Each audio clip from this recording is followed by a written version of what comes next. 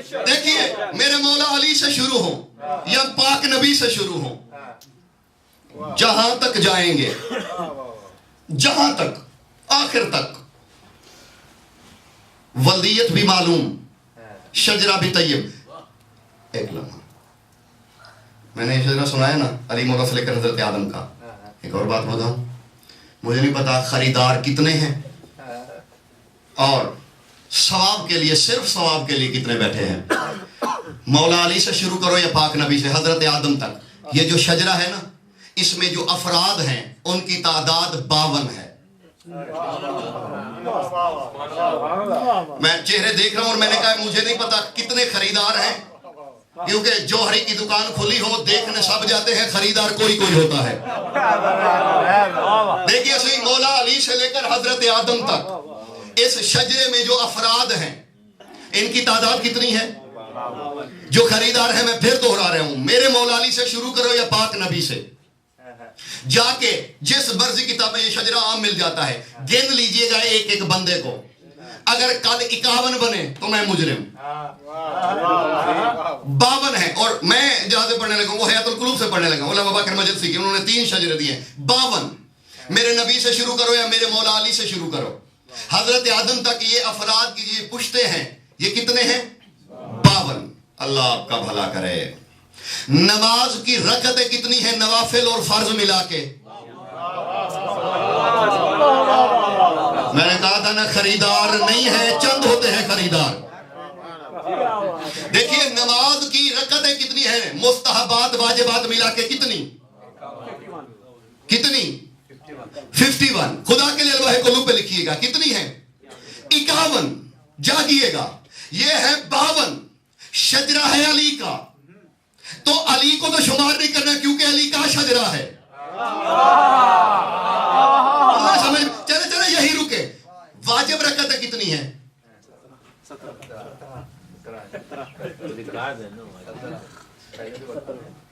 میں نے قبلہ سے نہیں پوچھا کہ قبلہ کی کریمی ہے کہ وہ آپ کی مدد کر رہے ہیں، یہ پھر ان کو سلام پیش کیجئے گا۔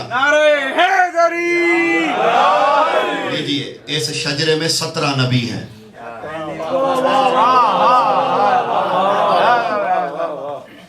کتنے نبی ہیں؟ 17 ولی ہیں۔ رکو علی کے کتنے بیٹے امام ہیں؟ سبحان اللہ، 11۔ کتنے بیٹے امام ہیں؟ 12 امام ہیں، امیر ممکنات کے وسیع ہیں سارے۔ ہوتے کتنے ہیں؟ علی مولا کے ہی شجرے کی بات ہو رہی ہے، علی مولا کو کتنے امام ہیں؟ نماز تہجد کی رکعتیں کتنی ہیں؟ میری گزارش سمجھ میں آ رہی ہے میرے احباب کے؟ کتنی ہے؟ میں ان کی طہارت کی کیا گواہیاں دوں کہ جن کے نسب کو دیکھ کے اللہ نے نماز کی رکعتیں بنائی ہیں۔ اس سے بڑی طہارت اور کیا ہو؟ دیکھیں کہ جن کا نسب دیکھ کے، اب یہ میرے علم میں نہیں ہے، یہ کسی مرضی کے محقق سے پوچھئے گا، میرے علم نہیں، بخدا میرے علم میں نہیں، میں نے جستجو بھی کیا مجھے جواب نہیں ملا۔ میں نہیں جانتا کہ اللہ نے نماز کی رکعتیں علی کا شجرہ دے کے بنائی ہے یا علی کا شجرہ نماز کی رکعتیں دے کے بنایا ہے۔ یہ میں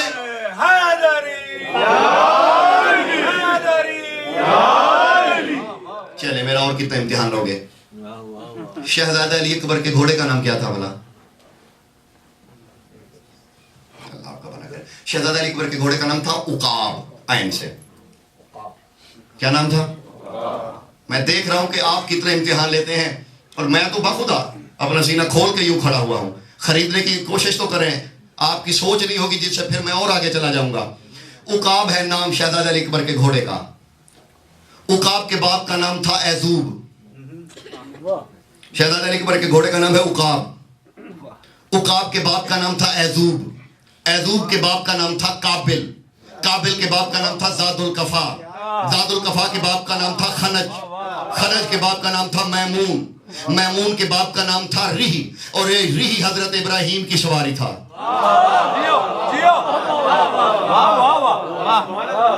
چلے یہ 7 پوچھتے ہیں قبلہ علی اکبر کے گھوڑے کی۔ عقاب، بن ایذوب بن کابل بن زاد القفا بن خنج بن میمون بن ریح اکبر کے. یہ علی اکبر کون ہے؟ اور یہ عقاب آپ جانتے ہیں نا میرے نبی کی سواری تھا اصل میں، کیونکہ ہم شکل پیغمبر تھے، اس لیے سرکار کو میں 9 کی مجلس میں شہزادہ علی اکبر کا باقاعدہ تذکرہ کروں گا، بلکہ پوری مجلس سے سرکار پہ ہی انشاءاللہ پڑھوں گا، لیکن آج برسبیل تذکرہ میں نے بتا دیا ہے. عقاب بن ایذوب بن کابل بن زاد القفا بن خنج بن میمون بن ریح، یہ ہے علی اکبر کے گھوڑے کی ساتھ پوچھتے ہیں. یار میں اس قبیلے کو کیا کہوں کہ جن کے سواری کے جانور بھی بے نسلیں نہیں ہوتے.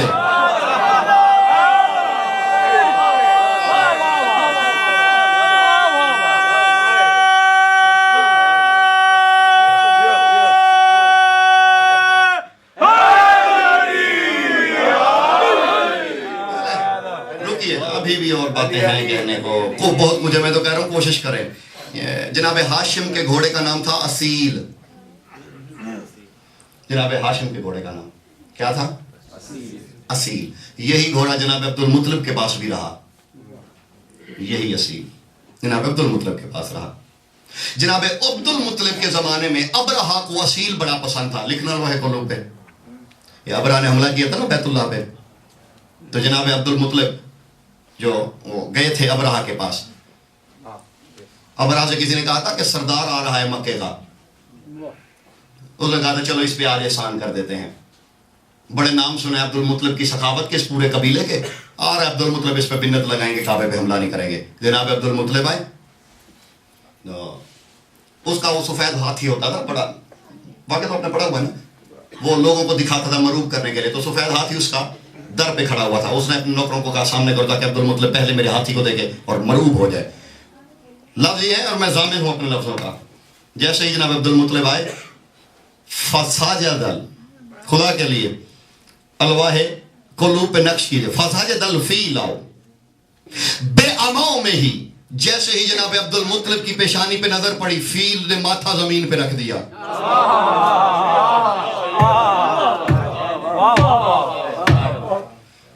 حیران ششدر، یہ تو میرا باوفا ہاتھی تھا، یہ کون آ رہا ہے؟ جیسے کہ سرکار نے کہا کون ہے ابرہا تم میں سے؟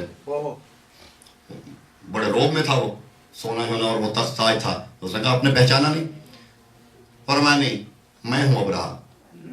فرماتے میں نے سنا تو میرے اونٹ ہانگ کے لے آیا ہے، میں اپنے اونٹ لے کے آیا ہوں. میں نے بڑے چرچے سنے تھے آپ کی سرداری کے، میں نے تو سمجھا کعبہ کے لیے امان لینے آئے ہیں. آپ ہاتھی لینے آ گئے. فرمایا انا رب الابل وہو رب بیتہ. فرمایا میں اونٹوں کا مالک ہوں، میں اونٹ لینے آیا ہوں. وہ جس کا گھر ہے وہ خود حفاظت کرنا جانتا ہے. یہ واقعہ ہے جو مورخین نے لکھا ہے، سب مورخین نے. ابرہے نے کہا تھا میرا ہاتھی دنیا کے بادشاہوں کو پسند ہے، لیکن میں آپ سے تبادلہ کرنا چاہتا ہوں. عالم طفلی کی بات نہیں، اور نہ راہ گزرتے مل جاتی ہیں. باخدا پتہ نہیں کلیجے سے خون نکال کے ان کے دیے جلانے پڑتے ہیں. انہوں نے کہا میں نے بڑے شہرے سنے ہیں آپ کے اصیل کے، جو گھوڑا تھا سرکار کا. میں چاہتا ہوں کہ میں آپ کو یہ سفید ابیض فیل جو ہے، میرا سفید ہاتھی ہے، یہ آپ کو دے دوں، اور آپ وہ مجھے اصیل نامی فرس جو ہے، گھوڑا جو ہے، وہ مجھے دے دیں، تبادلہ کر دیں یا ہدیہ کر دیں. فرمایا مجھے کوئی اعتراض نہیں. گھوڑا چاہیے تجھے؟ کوئی اعتراض نہیں. غلام کھڑا تھا، اسے کہا جلدی کرو، جاؤ میرے اصیل کو لے کے وسطبل سے. غلام دوڑا گیا، وہ اصیل لے کے آیا. سرکار نے کہا اسے لجام پہناؤ. لجام پہنائی گئی. رسا پکڑا. فرمایا لے. فرمایا تیری میری بات ہے تبادلے کی، بات ہے بدل کی. تم میرا اصیل لے اور مجھے تیرے فیل کی. لکھنا الواح قلوب پہ، یہ اصیل لے جا، مجھے تیرے ہاتھی کی ضرورت نہیں. اس نے کہا کیوں، آپ کو کیوں ہاتھی کی ضرورت نہیں؟ فرمایا تجھے ضرورت ہے میرے اصیل کی، تو یہی چھیننا چاہتا ہے. تو کہتا ہے کہ میں حملہ کروں گا، تو ویسے لے جا، لیکن لے جا، آگے تیرے اپنے مقدر. لکھنا الواح قلوب پہ. لجام پہنا کے جیسے اسے رسا دیا گیا، اس نے اپنے نوکروں کو بلایا. اس نے کہا میں ابھی سواری کرتا ہوں. ہاشم کا گھوڑا تھا. ہاشم کو چھوٹا نام نہیں تھا، عرب و عجم میں بڑا نام تھا. خوش ہو رہا تھا یہ اندر سے کہ ہاشم کا گھوڑا ہے، ہاشم کی سواری ہے. جیسے ہی اس نے رکیب میں پاؤں رکھا، گھوڑے کے 2 رکیب ہوتے ہیں، رکیب میں پاؤں رکھ کے، اور گھوڑ سواری کا قانون بھی یہی ہے کہ کبھی بھی گھوڑے پہ چھلانگ لگا کے نہیں بیٹھا جاتا. جو قانون ہے گھوڑے سواری کا وہ یہ ہوتا ہے کہ پاؤں رکیب میں ہو، اور جو ہسوار ہوتے ہیں وہ جیسے ہی سوار ہوتا دیکھتے ہیں تو پتہ چل جاتا ہے کہ یہ ناڑی ہے یا کھلاڑی ہے. تو رکیب میں پاؤں رکھا جاتا ہے، اور گھوڑے کے جو گردن کے بال ہوتے ہیں انہیں جاد کہا جاتا ہے. جاد میں ہاتھ ڈالا جاتا ہے، وہ ہاتھ ہی گھوڑے کو پتہ چل جاتا ہے کہ سوار کا ہے. بات سمجھ میں آ رہی ہے؟ یہ جو فنون حرب ہے نا، فنون حرب، یہ ایک جدا کانسیپٹ، جدا ایک حقیقت ہے. کبھی باقاعدہ میرا حرب موضوع ہوا تو پھر میں بتاؤں گا گھوڑ سواری سے لے کر کے تیر اندازی تک اس کے قوانین کیا ہیں. تو جیسے اس نے جاد میں ہاتھ ڈالا، لکھے گا وہ ہے قلوب پہ، اور رکیب میں پاؤں تھا، تو ویسے ہی اصیل نے اپنے دونوں پاؤں اٹھا لیے. خدا کے لیے جاگنا، دونوں پاؤں اٹھائے، نظر چھوڑ دیا. بادشاہ تھا، آخر بادشاہ ایسے تو نہیں بن جاتا، بے شک کافر تھا، بادشاہ تو تھا. دیکھا عبد المطلب کی طرف، اچھا تو بڑا سدھایا ہوا ہے، سدھایا ہوا ہے کہ نئے سوار کو بیٹھنے تک نہیں دیتا، بڑا سدھا کے رکھا ہوا ہے. جناب عبد المطلب نے اسے مخاطب کر کے کہا، فرمایا سدھایا ہوا نہیں،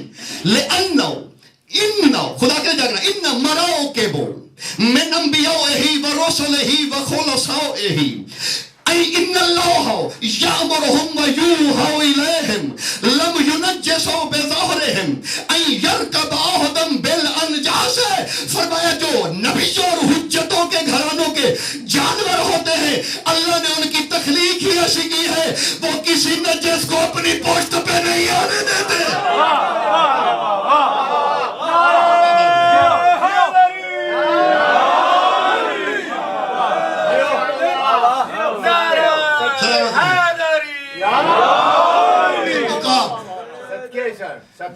دیکھیے یہ جو موضوع سے بھی مناسبت رکھتا ہے، مجھے ایک بات یاد آ گئی ہے، جلدی جلدی بولنا شروع کر دوں، پھر اسی کی مناسبت سے اگلی بات کروں گا.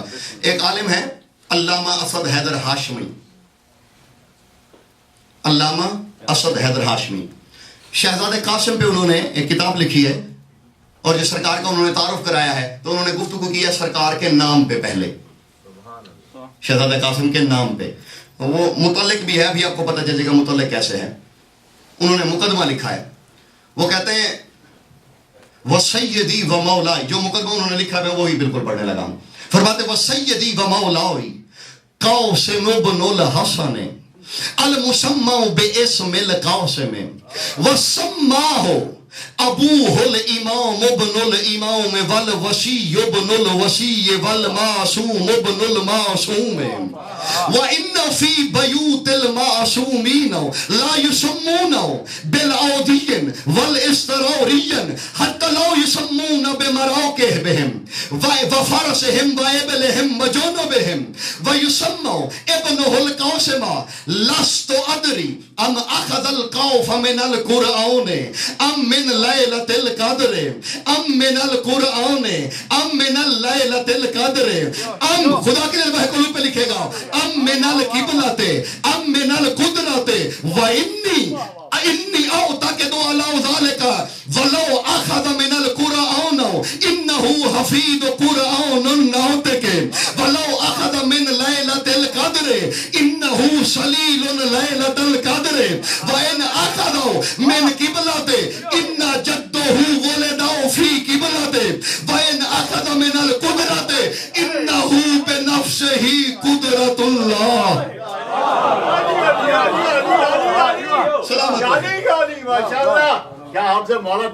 میں پہلا جملہ جو میرے موضوع سے متعلق ہے، شہزادہ قاسم پہ بھی میں بچپن سے لے کر اب تک باقاعدہ سامعین کی طرف سے بھی کہا گیا، کچھ نہیں کہا گیا. میں نے یہی کہا ہے کہ یہ یوں ملتا ہے. میرے قبلہ فرمایا کرتے تھے کہ کتابوں میں لفظ ہوتے ہیں، معنی حجت عطا کرتی ہے. کبھی کبھی وہی بات سامنے ہوتی ہے اور بندہ عقل کا اندھا بن کے بیٹھا ہوتا ہے کہ میرے سامنے کیا پڑا ہے. لکھیے گا، وہ فرماتے ہیں شہزادہ قاسم کا جو نام ہے نا، ان کے والد محترم نے لکھا، اور وہ معصوم ہے، اور معصوم مبالغہ نہیں کرتے. یہ اضطراری کیفیت میں ہمارے ہاں تو ہوتا ہے نا، ہم نام رکھ دیتے ہیں حکیم خان، ٹھیک ہے، تو ہوں چٹان پاڑے، اور ہمارے ہاں محمد بوٹا ڈاکٹر بھی ہوتا ہے، ایسے ہی ہے نا، تو ہم تو نام رکھ دیتے ہیں محبت میں. تو وہ فرماتے ہیں حجت کے گھرانے میں نام یوں نہیں رکھے جاتے، نہ اضطراری کیفیت میں نہ مبالغے میں. وہ فرماتے ہیں حتی لا یسمون مراکبہم، یہی تو بات ہے، پتہ نہیں کہاں چلے گئے ایسے علماء. وہ فرماتے ہیں حتیٰ کہ یہ تو اپنے جانوروں کے نام بھی بلا وجہ نہیں رکھتے، خدا کے لیے جاگیے گا. وہ فرماتے ہیں لا یسمون مراکبہم، یہ اپنے جانوروں کے نام بھی بلا وجہ نہیں رکھتے، ان کے نام رکھنے کی بھی کوئی وجہ ہوتی ہے. اور یہی وجہ ہے، دیکھیں حجتوں کے گھرانوں میں جتنے بھی نام ہیں نا، جانوروں کے بھی، حتیٰ کہ جانوروں کے بھی. مولا علی کے جو گھوڑے تھے ویسے تو بڑے غریب تھے، مورخین نے لکھا ہے بڑے غریب تھے، ابو طالب پال بھی نہیں سکتے تھے، تو بیٹے تقسیم کر دیے بھائیوں میں، اور علی مولا کو پاک نبی نے پالا، بھائیوں نے پالتے رہے. تو یہ جو اتنے غریب لوگ تھے نا، میرے نبی کے استبل میں، لکھیے گا واحد قلوب پہ، میرے نبی کے استبل میں. اور یہ ایک اور روایت بھی پڑھی جاتی ہے کہ حسنین آئے کہ نانا مدینے کے بچوں کی تو سواریاں ہیں، ہماری نہیں ہے، لا حول ولا قوت. میں ثابت کر سکتا ہوں اور تواتر سے کر سکتا ہوں کہ اس وقت بھی نبی کے استبل میں 9 سواریاں تھیں جی، جس وقت حسنین آئے. سرکار حسنین نے آ کے کہا یہ تھا کہ نانا لوگوں ان بچوں کے پاس تو سواریاں ہیں، اگر ہماری بھی ان جیسی ہوئی تو ہم میں اور ان میں فرق کیا رہے گا. جی سواری کا مسئلہ نہیں تھا، جتنے بھی گھوڑے تھے. مولا علی کے گھوڑے کا نام تھا دلدل، عقاب، دلدل ہے نا، عقاب ہے، افیر ہے، یافور ہے، مرتجز ہے، یہ جتنے بھی گھوڑے یوں نام نہیں رکھ دیے گئے. دیکھیں دلدل عربی ہی کا لفظ ہے، جو مولا کا دلدل کہا جاتا ہے نا، جس کے ٹاپوں کی قسمیں قرآن نے کھائی ہیں.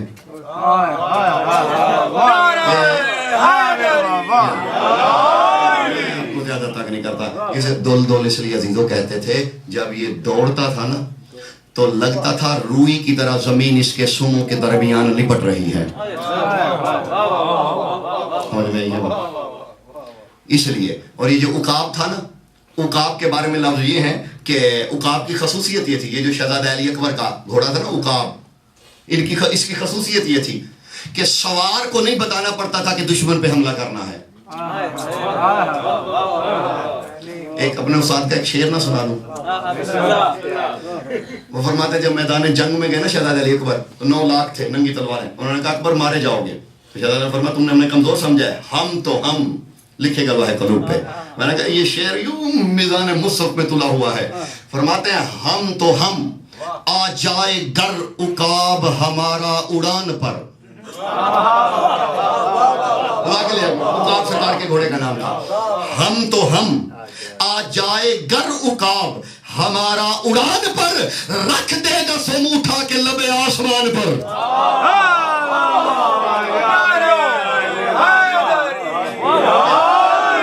ہم تو ہم، آ جائے گر عقاب ہمارا اڑان پر، رکھ دے گا سم اٹھا کے لبے آسمان پر. تو ان کے پاک گھرانوں میں جانوروں کے نام بھی علامہ صدر ہاشمی کہتے ہیں بلا وجہ نہیں رکھے جاتے. حجتوں کا گھرانہ ہے، معصوم ہے، مبالغہ یہاں جائز ہی نہیں. عزیزو جن کے اپنے شجر طیب ہوں، جن کی سواریوں تک کے شجرے ملتے ہوں، اور میں نے لفظ پڑھے ہیں، جو لفظ پڑھے ہیں وہی کہنے لگا ہوں. علامہ موجودہ زمانے کے زندہ علماء میں سے ہیں شیخ عبد الحمید